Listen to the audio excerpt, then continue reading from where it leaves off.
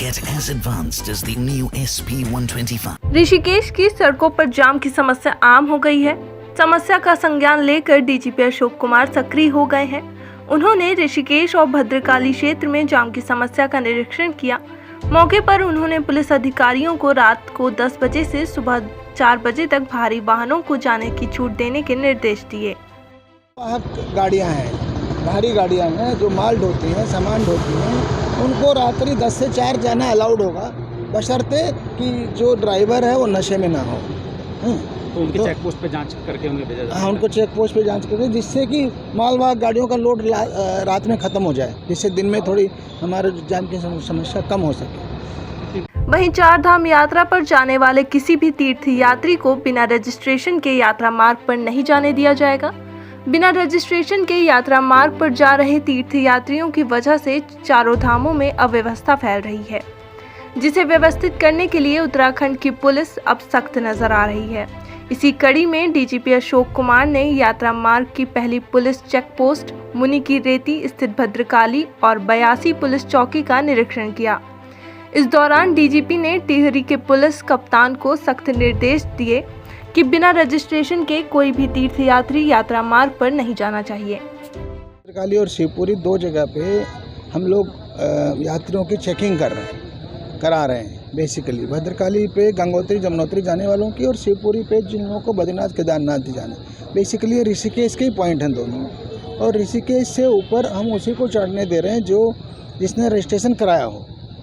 क्योंकि देखिए जितनी भीड़ इस साल आ रही है, आप देख रहे हैं गाड़ियों की भीड़ और रेला, तो उसको देखते हुए कोई बड़ी अनहोनी ना हो जाए, बड़ी घटना ना घट जाए, इसके लिए राज्य सरकार ने एक लिमिट लगाई है बद्रीनाथ जी पे, केदारनाथ जी में, कि डेली इतने यात्री वहाँ यात्रा करेंगे। उस लिमिट का ये भी है कि फिर यात्रा आपकी सुगम भी होगी और सुरक्षित भी होगी। अब समस्या ये हो रही है कि यात्री लिमिट से डबल आ जा रहा है, तो उसको हम रोकने का प्रयास कर रहे हैं।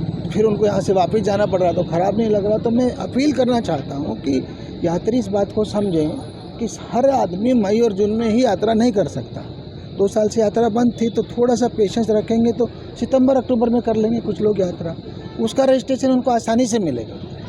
अगर आपको रजिस्ट्रेशन नहीं मिल रहा है तो ज़बरदस्ती गाड़ी उठा के ऐसे ही न चले आएँ, फिर आपको चढ़ने नहीं दिया जाएगा। बार बार आप पुलिस से उलझेंगे, परेशान होंगे, जाम लगेंगे। तो ऐसी नौबत न आने दें, हमारे साथ कोऑपरेट करें।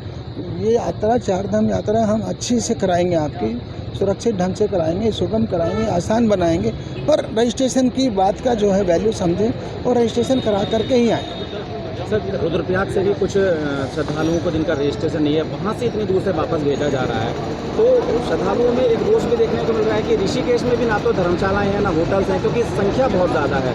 तो किस प्रकार से उनके लिए मैनेज करा जाएगा? देखिए, मेरी सोच है कि ऋषिकेश में कोई धर्मशाला और होटलों की कमी नहीं है। ऋषिकेश की कैपेसिटी तो 1 लाख से ऊपर है। प्रतिदिन यात्री जो है 40-42 हज़ार रजिस्टर्ड है और 10-20 हज़ार एक्स्ट्रा आ रहा है। तो ऋषिकेश और हरिद्वार में कैपेसिटी की कोई कमी नहीं है। तो हमारी अपील ये है कि अगर ऊपर जगह नहीं है तो फिर वो नीचे आके रुके, नहीं तो ऊपर में अव्यवस्था होगी और हमारे लिए परेशानी होगी। सर, अभी जिन दिनों पर निरीक्षण हुआ, क्या क्या अव्यवस्थाएं देखने को मिली हैं? कुछ नहीं, यही है कि थोड़ी परेशानी तो है ही, उसकी वजह से जाम लग रहा है। क्योंकि वाहनों का इनफ्लो इतना ज़्यादा है, और अगर मैं एक पॉइंट पर उसको चेक कर रहा हूँ तो ऑब्वियसली वाहनों को वेट करना पड़ रहा है, तो थोड़ा जाम लग रहा है। तो हम भी स्थिति को अच्छा नहीं समझते, पर क्या करें, ऊपर की व्यवस्था बनाने के लिए ये करना पड़ रहा है कि जो यात्री रजिस्टर्ड नहीं है उसको ऋषिकेश से ऊपर नहीं जाने दिया जाएगा।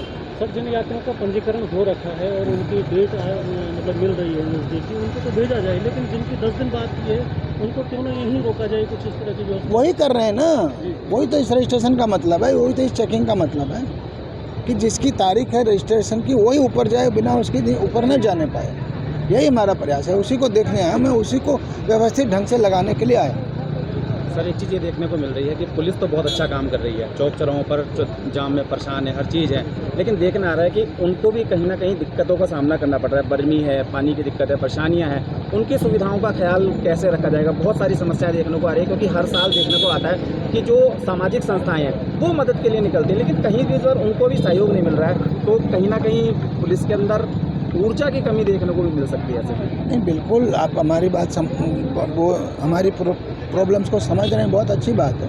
क्योंकि गर्मी यहाँ भी है, 40 डिग्री का टेम्परेचर है और उसमें हमारे जवान लगे हुए हैं। पर उनको आदत है और उनकी ट्रेनिंग है इस काम की। हम उनकी कल्याण का भी ख्याल रखेंगे, उनकी सुविधाओं का भी ख्याल रखेंगे, पर पहले व्यवस्था को लागू करना ज़्यादा ज़रूरी है, उसी पे लगे हुए हैं।